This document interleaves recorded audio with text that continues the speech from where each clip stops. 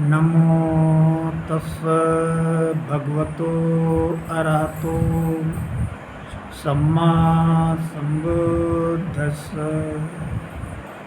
नमो तस्स भगवतो अरहतो सम्मा सम्बुद्धस्स।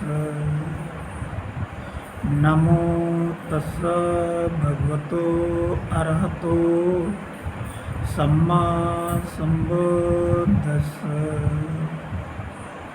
नमो बुद्धाय मित्रों, आज अशोक विजयदशमी है।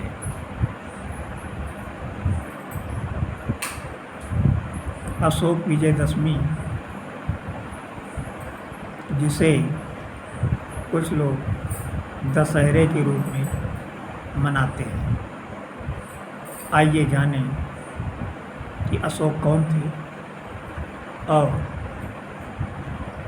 इस पर्व का नाम अशोक विजय दशमी क्यों पड़ा। इस देश में एक महान सम्राट हुए जिनका नाम प्रियदर्शी अशोक था। सम्राट अशोक का जन्म 304 ईसा पूर्व पाटलिपुत्र पटना में हुआ था। इनके पिता का नाम बिंदुसार और माता का नाम सुभद्रांगी था। इनकी पत्नी का नाम देवी था। अशोक अपने भाइयों में सबसे योग्य, कुशल और चतुर प्रशासक थे। यही कारण है कि 274 ईसा पूर्व वो राज सिंहासन पर बैठे। इनके अन्य भाइयों के नाम सुमन और तिष्य थे।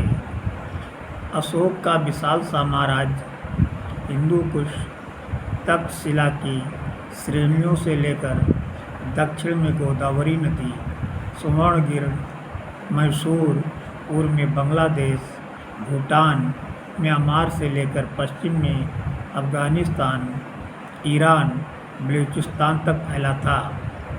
सम्राट अशोक के प्रथम लघु शिलालेख से स्पष्ट होता है कि सबसे पहले वे अश्विन शुक्ल पक्ष दशमी को बौद्ध धर्म में दीक्षित हुए। उन्होंने कलिंग पर विजय 262 ईसा पूर्व में पाई।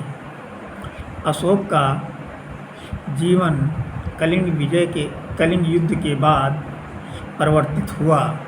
उन्होंने युद्ध में भयानक रक्तपात, औरतों, बच्चों और युवकों के वध के दृश्य देखे, जिसने उनकी आत्मा को झकझोर दिया।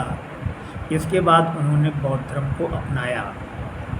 उन्होंने बौद्ध धर्म की शिक्षाओं को अपने राजभर के पत्थरों और खंभों पर लिखवाया ताकि लोग उन्हें पढ़कर नैतिकतापूर्ण आचरण कर सकें।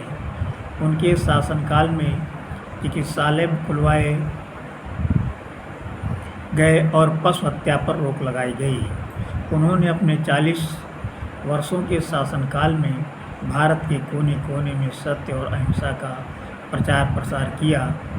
युद्ध के दौरान हुई हानियों का अनुभव कर चुकने के बाद अहिंसा, करुणा और मैत्री पर आधारित शासन व्यवस्था लागू करने के लिए तत्पर हुए।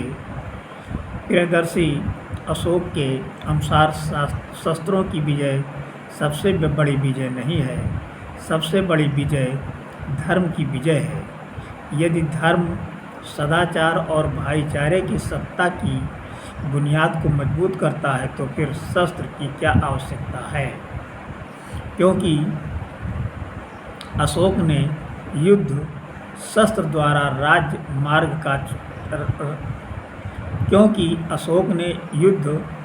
द्वारा राज्य विजय का मार्ग छोड़कर धम्म द्वारा विजय का संकल्प लिया था।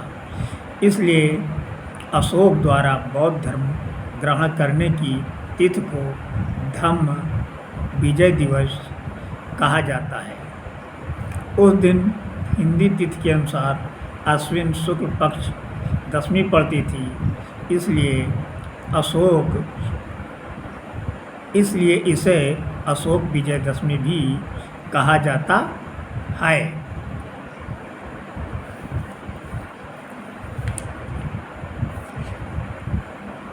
सम्राट अशोक ने बौद्ध धर्म में दीक्षित होने और शस्त्र त्याग करने की ऐतिहासिक घटना को धम्म की सबसे बड़ी विजय माना था। कलिंग विजय के बाद उन्होंने महसूस किया कि लोक विजय करने के लिए शस्त्र का भी कोई विकल्प है तो वो धम्म है। धम्म अर्थात मानव के बीच कुशल संबंध। धम्म का अवलंबन कर चिरकाल तक शांति और करुणा के साथ शासन किया जा सकता है। अभिषेक के 36वें वर्ष में लिखवाए गए स्तंभ लेख में अशोक कहते हैं, धर्म अच्छा साधु है, अतिभोग से मुक्ति, खूब अच्छा काम करना, दया, दान, सत्य और शौच धर्म है। इस प्रकार धर्म को परिभाषित करने वाला अशोक प्रथम सम्राट है। उसका कहना था कि व्यक्ति को क्रूरता, निष्ठुरता, क्रोध, मान, ईर्ष्या जैसे कारणों से अपने को बर्बाद नहीं करना चाहिए। सद्धर्म के पालन करने से लोगों के कल्याण में वृद्धि होगी। अशोक को कलिंग विजय से व्यथित किया था। अशोक को कलिंग विजय ने व्यथित किया था। उसने युद्ध में लाखों प्राणियों के संहार को देखा था। अशोक ने युद्ध की हानियों का सटीक विश्लेषण किया। उसने बड़े ही मार्मिक शब्दों में नागरिक के विनाश, वध व प्रियजनों के विछोह, उपघातों व पदों व अभिरतानांग विनिष्क्रमणम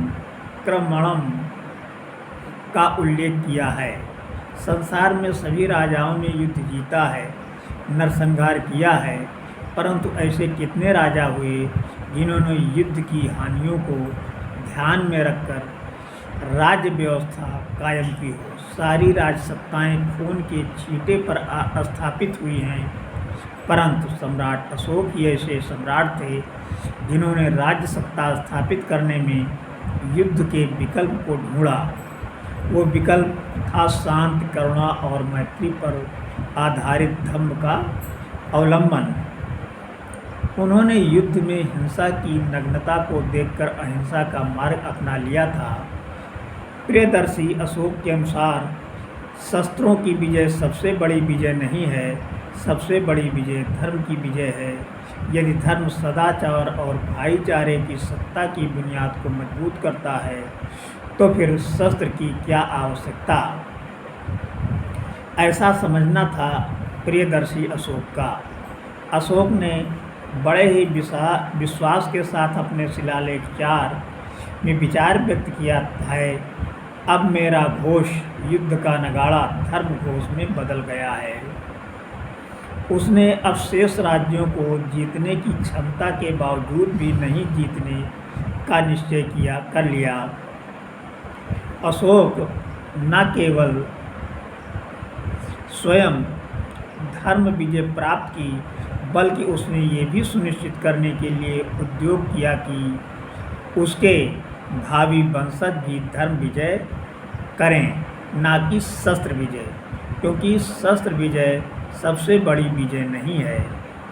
क्योंकि अशोक ने युद्ध शस्त्र द्वारा राज्य विजय का मार्ग छोड़कर धम्म द्वारा विजय का संकल्प लिया था, इसलिए अशोक द्वारा बौद्ध धर्म ग्रहण करने की तिथि को धम्म विजय दिवस कहा जाता है।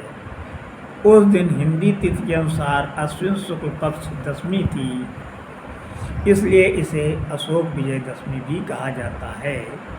इसलिए ये अशोक विजय दशमी मनाई जाती है। अशोक के बौद्ध धर्म में दीक्षित होने की तिथि अश्विन शुक्ल पक्ष दशमी थी। ये इस तथ्य इस बात से प्रमाणित होता है कि अशोक द्वारा बौद्ध धर्म ग्रहण करने के 2200 साल तथा महामानव बुद्ध के जन्म के 2500 वर्ष पूरे होने के उपलक्ष्य में परम पूज्य बाबा साहब डॉक्टर अंबेडकर ने 14 अक्टूबर 1956 को अपने 5 लाख अनुयायियों के साथ नागपुर में बौद्ध धर्म की दीक्षा ग्रहण की थी और उस दिन अश्विन शुक्ल पक्ष दशमी का दिन था।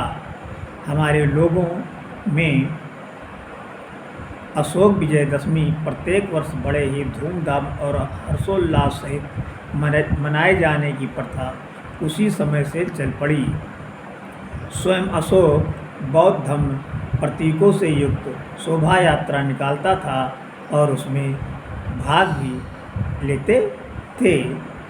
इसलिए हमें धम्म को अपनाना है, विनाश से बचना है, समता और मैत्री मानव मात्र के प्रति प्रेम की भावना को विकसित करते हुए अशोक विजयदशमी मनानी चाहिए।